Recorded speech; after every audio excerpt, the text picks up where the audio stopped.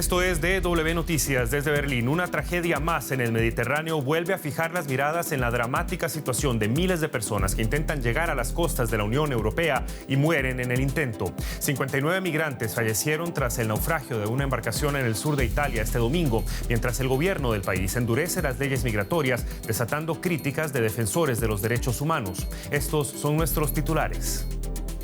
Un barco proveniente de Turquía con más de un centenar de personas a bordo colisiona contra una formación rocosa en las costas de Calabria. Organizaciones de ayuda humanitaria aseguran que las autoridades dificultan cada vez más realizar operativos de rescate en aguas europeas. Además, tras críticas y reclamos por los retrasos en la llegada de ayuda humanitaria para los damnificados en los terremotos de Siria, 2 aviones con cargamentos provenientes de la Unión Europea llegan a Damasco. La Comisión Europea dice que serán los primeros de muchos. Y en México, miles de opositores a la reforma electoral del presidente Andrés Manuel López Obrador salen a las calles para protestar contra lo que consideran un golpe a la democracia. En el centro de la controversia están el financiamiento y las potestades del ente electoral del país.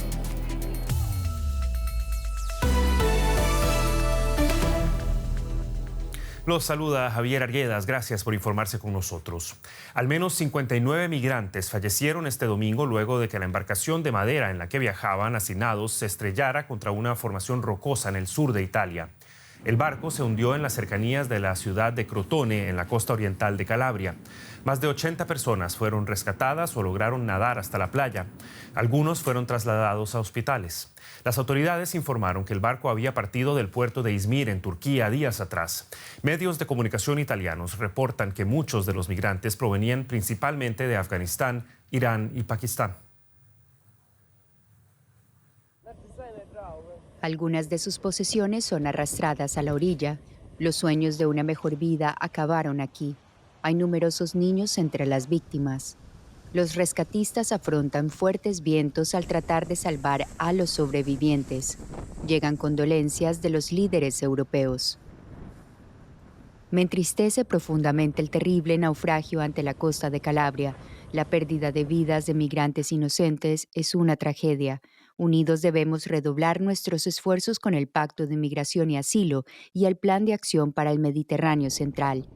Es un accidente impactante, pero desgraciadamente demasiado habitual en la costa sur italiana. También han encontrado 2 cadáveres en la playa de mi parroquia. Los he bendecido, pero mientras lo hacía me preguntaba, ¿por qué llegamos siempre después de la muerte? Deberíamos llegar antes. Una nueva ley del gobierno ultraderechista italiano restringe las operaciones de rescate en el mar. Es una tragedia sin fin.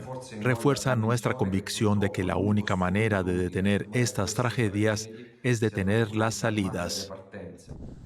Desde la oposición se afirma que eso solo conduce a más muertes. Otra tragedia marítima con decenas de muertos, entre ellos muchos niños. Debemos cooperar para salvar vidas como sea posible, sin criminalizar a quienes hoy salvan vidas en el mar. Pese a los peligros evidentes, el número de migrantes que asumen el peligroso viaje en barco hacia Italia desde el norte de África y Turquía no deja de aumentar.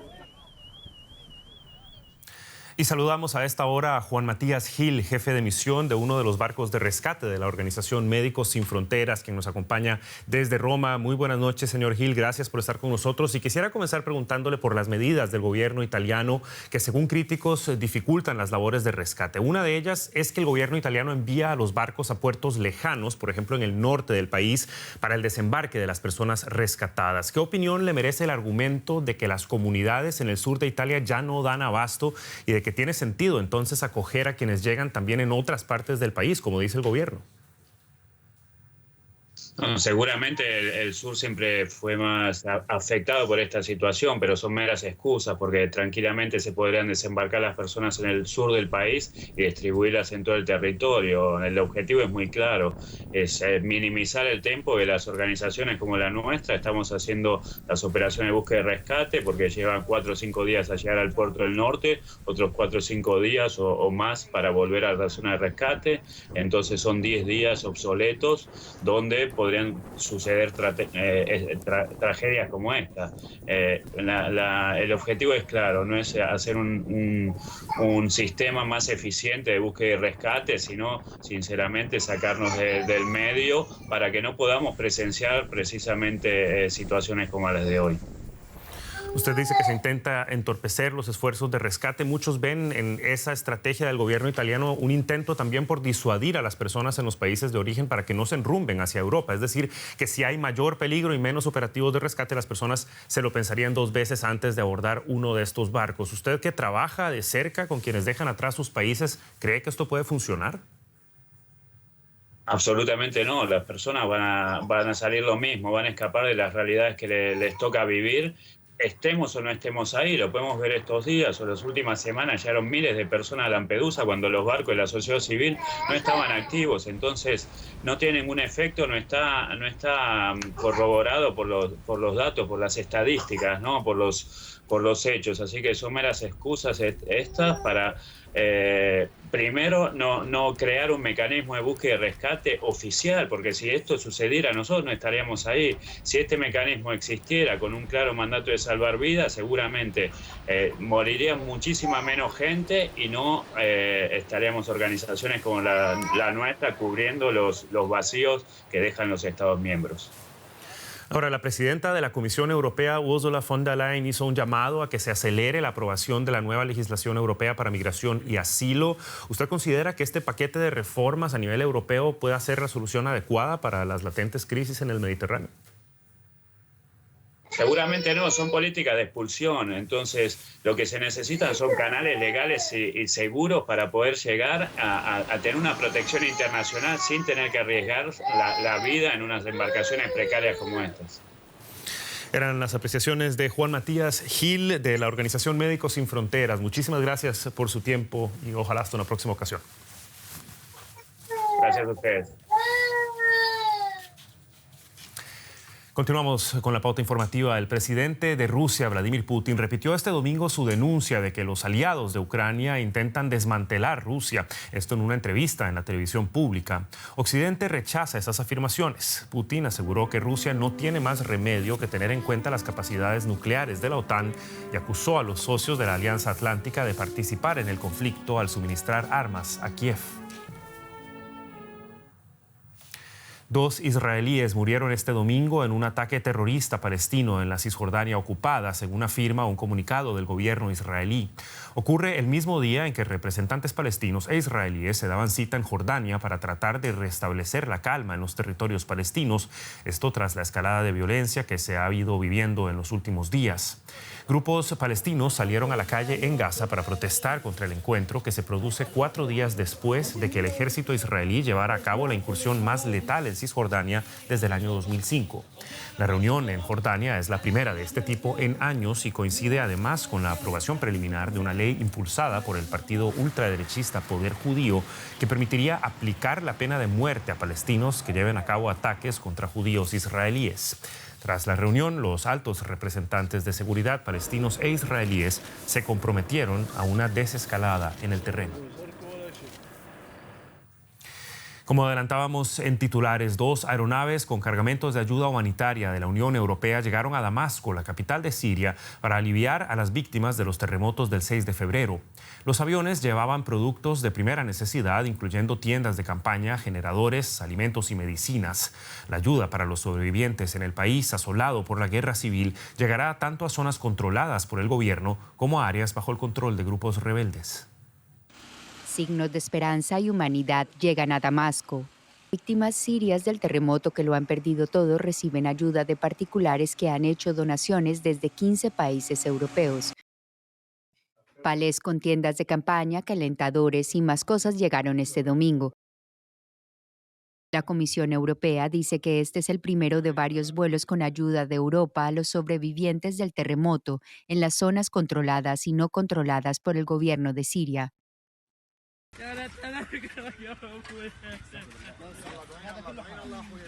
Las secuelas del terremoto son devastadoras.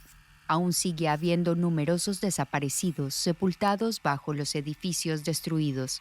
Quienes se han visto obligados a abandonar sus hogares son ahora desplazados internos que viven en tiendas de campaña y dependen de la generosidad de otros. Hay problemas para atender a los sobrevivientes, ya que los suministros médicos son escasos. Los sirios piden a la comunidad internacional que no olviden su sufrimiento y esperan que llegue más ayuda y más voluntarios. Y pasamos a noticias de América Latina. Más de 60 organizaciones civiles y partidos de oposición convocaron este domingo a los mexicanos a participar en la marcha El INE no se toca. La movilización en contra del llamado Plan B, la polémica reforma electoral del presidente Andrés Manuel López Obrador. La marcha se realiza en cerca de 40 ciudades mexicanas, incluyendo la capital, donde los manifestantes se congregaron en la emblemática Plaza de la Constitución, conocida como el Zócalo. La iniciativa busca defender el Instituto Nacional Electoral, el INE, cuyo presupuesto y tamaño serán reducidos drásticamente con la entrada en vigor del Plan B en agosto. Los partidos de oposición ya anunciaron que impugnarán la reforma electoral aprobada esta semana en el Congreso mexicano. Para los participantes de la marcha, la nueva ley fomentaría la corrupción y la manipulación de los procesos electorales en México.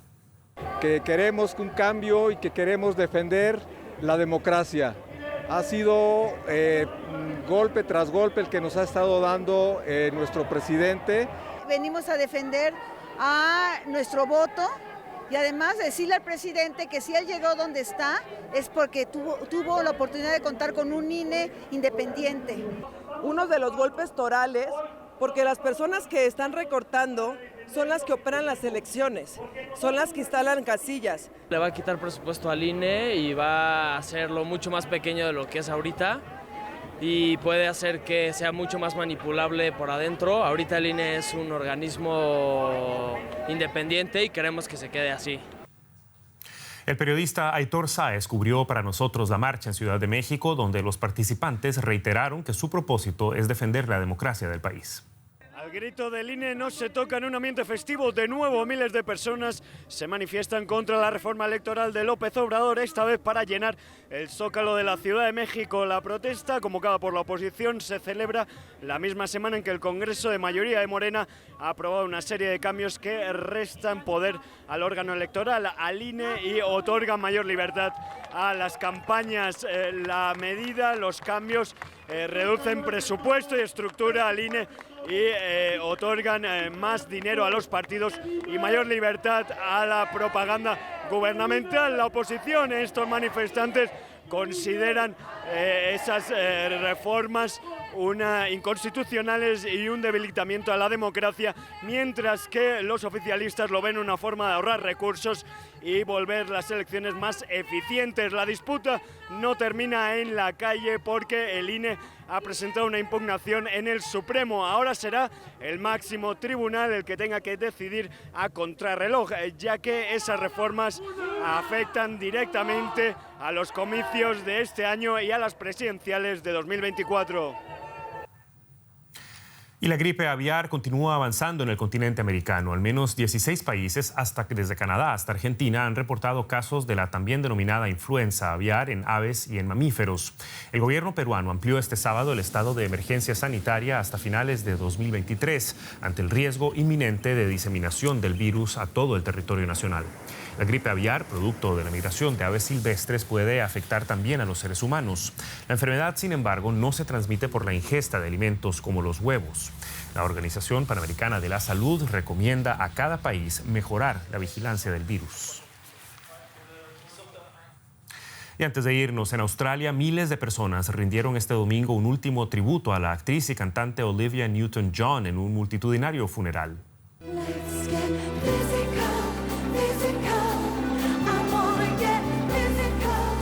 La cantante Delta Goodrem fue la encargada de interpretar algunos de sus éxitos en Melbourne. La hija y el marido de Newton-John le rindieron un sentido homenaje. Su marido calificó de mágicos cada uno de los días que pasó junto a ella. Olivia Newton-John se hizo mundialmente conocida por su actuación en la película Grease junto a John Travolta y a lo largo de su carrera fue galardonada con 4 Grammys. La actriz falleció en agosto pasado a los 73 años, esto como consecuencia de un cáncer de mama. Y con esto llegamos al final de esta edición de DW Noticias. Gracias por habernos acompañado. Nos vemos en una próxima edición o cuando ustedes gusten en dw.com y nuestras redes sociales. Soy Javier Arguedas, en nombre de todo el equipo que trabaja para ustedes este domingo aquí en Berlín. Hasta la próxima y que la pasen bien.